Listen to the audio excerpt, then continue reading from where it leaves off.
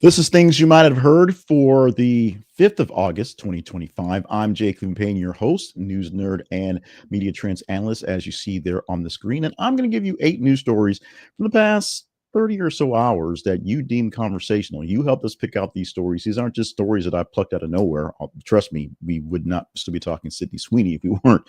But we're going to talk stories that are definitely conversational, things people want to talk about, and maybe a bit off the beaten path. Some of these stories aren't the main headline stories. Some of them are, but some of these stories kind of get missed in the cut here or there. We want to make sure that you have a great chance to talk about them with us and the world. Go to our website, thisisaconversationproject.com, and see how we do things around here. Visit our website for things about sponsors and partnerships and more of the backstory. And of course, our website link at our website for Ground News, our spotlight sponsor. If you visit Ground News and you sign up as a subscriber, we get a great deal as we get a bit of commission, and you get a great deal at 40% off your subscription for Ground News. Now, on the docket today, 8 stories, as we say, for Tuesday through Friday. I always have 8 stories on the scene for you every single weekday morning, or Tuesday through Friday at least. And these 8 stories include a lot of Donald Trump. So Donald Trump sort of overdoes it.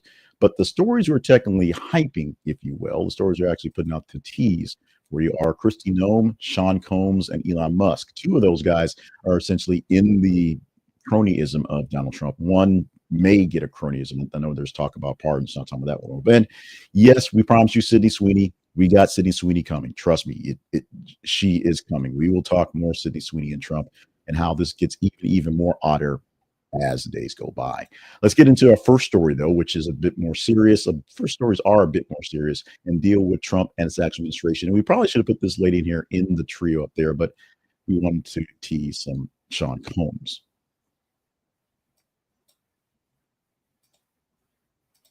The Department of Justice is launching a grand jury probe into alleged Russiagate conspiracy. Now, Russia was a big talking point for Donald Trump in his first administration, as Russiagate essentially President Obama told Donald Trump that Russia tried to interfere with the election and try to get you elected. And Donald Trump's like, well, I got elected, so they obviously didn't interfere with it because I'm better. Now the Justice Department is going back, whatever that is, 8 years, to see if they can convene a grand jury to investigate claims of coordinated efforts to fabricate elements of the Trump-Russia collusion narrative. Essentially, since Trump calls it a hoax, he's trying to figure out who exactly started the hoax and how to prosecute those folks. Probe centers on whether political operatives or intelligence officials misused federal sources to initiate the original Russia investigation. Subpoenas have been reportedly issued, and several former officials tied to the early stages of the Mueller inquiry are now in the hot seat. They're asking questions. They're putting shining lights in people's faces. They're going to see if these people actually made the collusion happen, because Trump believes that they made the collusion story happen. Trump allies long alleged that the investigation was politically motivated and noted that it was false premises that rooted the whole thing. While legal analysts caution the grand jury probes often remain sealed for months and charges have not yet been filed of yet. So while the threat of sending Barack Obama to jail is being rattled, because it is, no one's being prosecuted, no one's being chased down. All this stuff is going to just see if the Russia hoax, as Trump calls it, was actually a hoax and who actually caused it and who will pay for it later. If you don't believe this is a administration of retribution and just payback, then you apparently aren't watching very well. More staff members from the Donald Trump administration doing the right things and showing off things exactly the way he wants them. Now, Kristi Noem is using the Alligator Alcatraz, the detention center in Florida, as potentially a model for new state-run ICE detention centers. Essentially, this will be the showcase going forward. Former South Dakota governor and current head of Homeland Security, Kristi Noem, floated a controversial proposal to convert a state-run island facility into an immigration detention center modeled after Alcatraz with alligators. And with that, with some help from Florida as well, the plan is going to involve relocating ICE detainees to this remote, heavily secured island under state jurisdiction and basically make this the crown jewel of detention centers. Noem framed the idea as a cost-saving alternative to federal partnerships, emphasizing deterrence and state sovereignty. Critics labeled the proposal inhumane and symbolic of performance immigration policy. Essentially, this is more ICE Barbie doing ICE Barbie things. Federal government has not responded to the feasibility of legal action of using this as a facility for forever. but we shall see. One of the biggest things about Alligator Alcatraz right now, the number of people who are there who actually seem to have no actual criminal records or charges against them. They're just picked up on ICE raids and waiting for some sort of extradition. And they wanted to look Alligator Alcatraz. You see there in the video with Donald Trump surveying some of the stuff there, wearing his MAGA hat and just being Donald Trump. This is making him happy. Kristi Noem's work is making him happy with this going forward. We'll see if this actually will continue to go forward as a model for housing immigrants being deposed and sent out of the country, as opposed to just the sort of freak show that it actually is. This one is actually more freak showish than anything, but it shows the power of the pen, the power of the president, the power of the executive orders to do whatever he kind of wants to, at least to sign it into law, and then people figure it out. Donald Trump wants to sign an executive order. He's expected to do that within days to form a federal task force to coordinate U.S. logistics for the 2028 Summer Olympics in Los Angeles. The task force will work across agencies to address transportation, security, infrastructure, and tourism. If you ask why Trump is doing this, he described the move as necessary to showcase America's greatness on the global stage. In most cases, the city that is the main hub is negotiating and working these things out with the other cities and what's going on in there. If the nation, if you will, if it were Paris, it's Paris and the French government working through the city to negotiate everything going over there.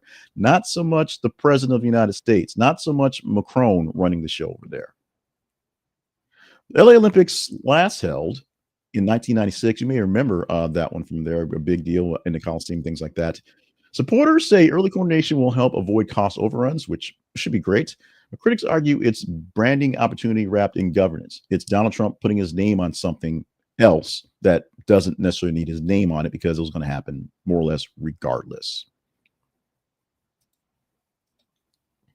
We ain't done with Sean Combs yet. He has been denied bail while awaiting his sentences. The music mogul was denied this by a federal judge and will remain in custody pending his sentencing, which happens in about October.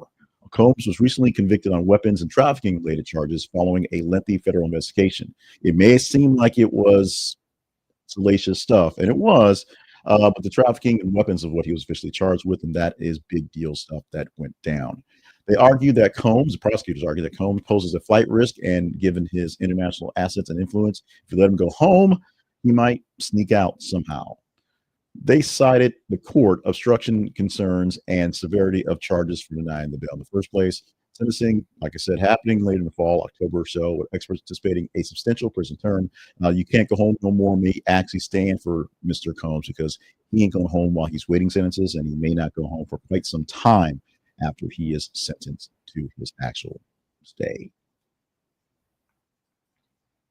We need your help to get the word out, keep things going, and supporting the Conversation Project. The simplest thing you can do is like what you're seeing. If you enjoy getting news in this way, the commentary we're giving to you, and the pithiness that we're doing this now, and hopefully a bit more professional, a bit more pizzazz, getting things in there and getting back into the swing of things. Like the video you're watching, or like any of our content, so the algorithms will show it to other folks, whether it's on Facebook, on X, or on YouTube, especially YouTube. Like it so that we know we're doing good work, and the algorithms think it's a good video to show other folks as well. Share with other like-minded folks so they get into the game right directly. And if this was shared to you, or an algorithm got it to you and you like it and you want to get more of it, subscribe. We are keeping a close eye on our subscriber list in the YouTube. That's basically our bread and butter there going forward. And we are gaining by leaps and bounds. Not at quite the leaps and bounds we wanted to, but we're moving fairly quickly. And that's how we know that you guys love us, really love us. So like, share, and subscribe to the work we do, especially for these things here, so that more people can join in the News Nerd Nation. More than 30,000 workers at a Boeing fighter jet division walked off the job yesterday, voting down a proposal for a labor contract. This strike is impacting key production sites for things that blow things up, Missouri and Illinois, potentially delaying F-15 and F-A-18 jet deliveries going forward. The union reps cited stagnant wages and rising healthcare costs as sticking points in negotiations. Now, Boeing says contingency plans are in place, but long-term delays could ripple through defense contracts. Eventually, you have enough parts there to get things done, enough things to sell and sell out there. But if you slow down the production line, you have nothing to back it up with more stuff, and eventually you run out of things for the shelves.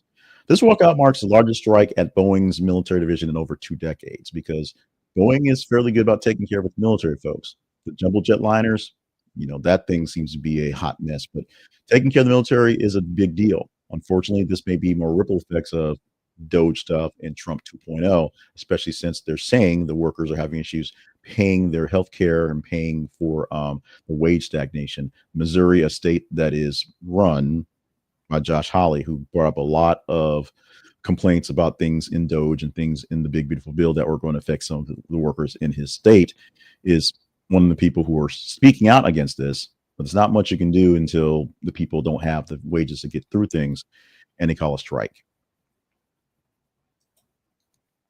The more I hear about this story anecdotally from analysts, the more amazing it is. A United flight made an emergency landing after a pilot calls for Mayday.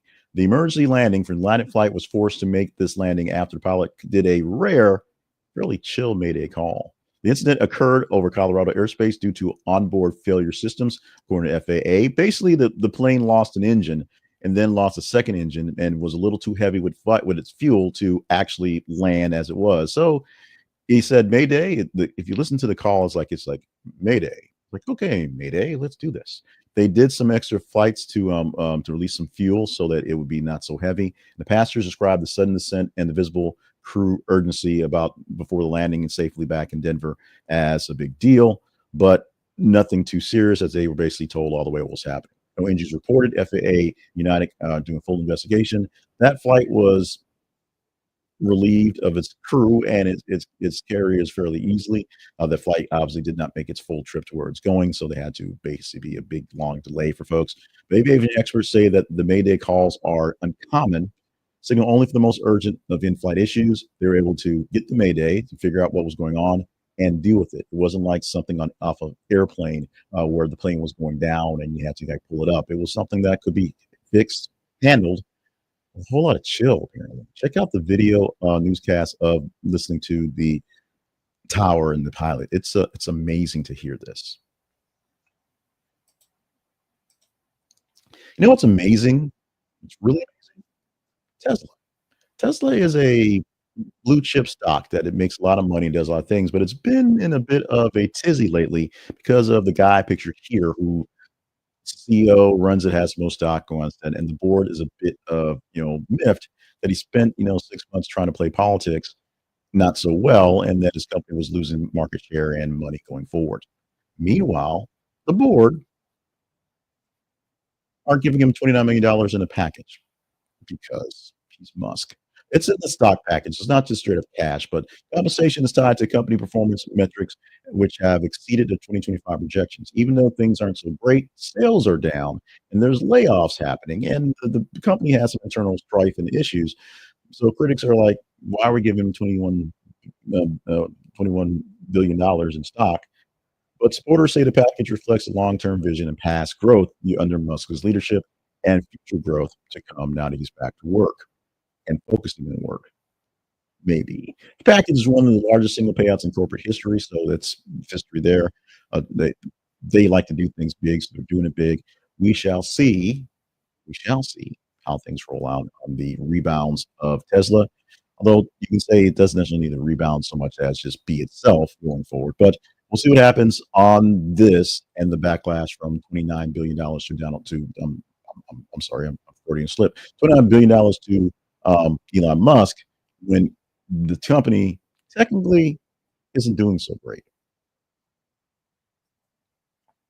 I promised it to you. We get it here, and we get it with a little extra pizzazz, a little extra mustard on that fastball, as Trump not only is singing the praises of Sydney Sweeney, her jeans, and her ad, but is also throwing some backhand to Taylor Swift in the process, making it a 2-for-1, if you will. And Trump is sparking backlash to him for the comparisons of the two and a anti-woke rant in the process. Trump ignited controversy after publicly contrasting actress Sydney Sweeney and singer Taylor Swift in an anti-woke statement.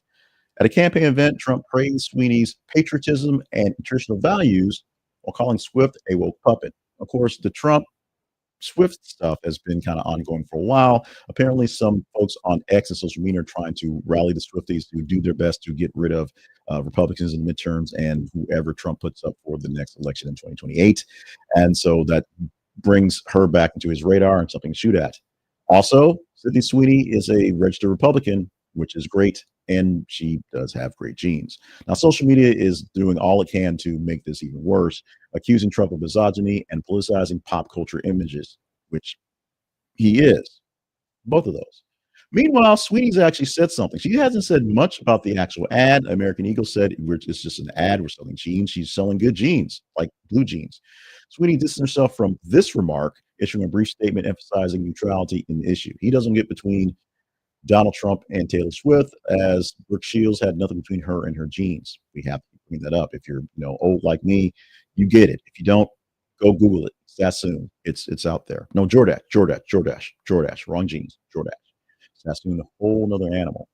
This incident, of course, adds to the ongoing cultural war and rhetoric shaping the 2024 messaging strategy, which continues on throughout this whole 7 months or so going forward. And we'll see if the heir apparent or the heir that shows up will continue with this MAGA the MAGAs going forward in 2028 and 2026 midterm fun as well.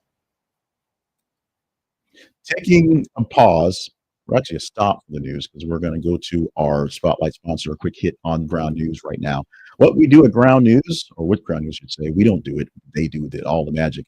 They go through and they find a way for you to compare all news stories from all places. They have an API that pulls sources from all over the places, and you can see headlines, you can see head stories and paragraphs side by side to compare what a Fox News would say versus a MSNBC, which are two different things, and how they're actually spinning the news. And it's really about the spin that's out there, because most cases, most good reporting platforms do the due diligence to say this thing happened here, this person was there, and then they start yelling and screaming how which side is evil and which side is not so evil, stuff like that.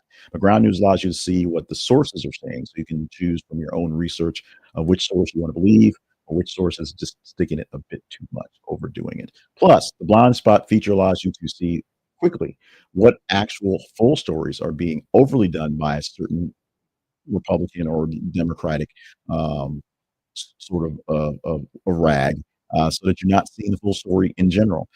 Because the conversation is about conversations and talking and chatting up in stories that get missed, we like to bring in things that be all over the place, and that's one thing Ground News as well.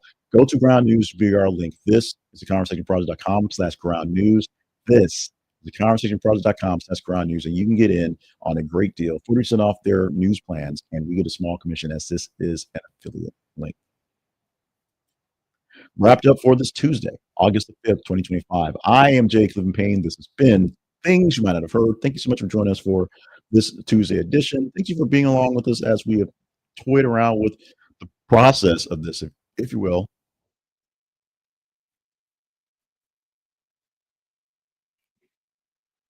Thank you for putting up for that. Thank you for being a friend.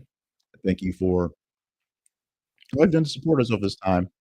And thank you for the people who have actually called out and reached out on questions and comments, concerns about some of the things going on in the background. If you are a partner, go to our website, click the partners link, you know exactly what's going on, how things are going. If not, just curious, email me at the conversation inbox at gmail.com. Email me for anything you need to, actually, and we'll take care of what we can.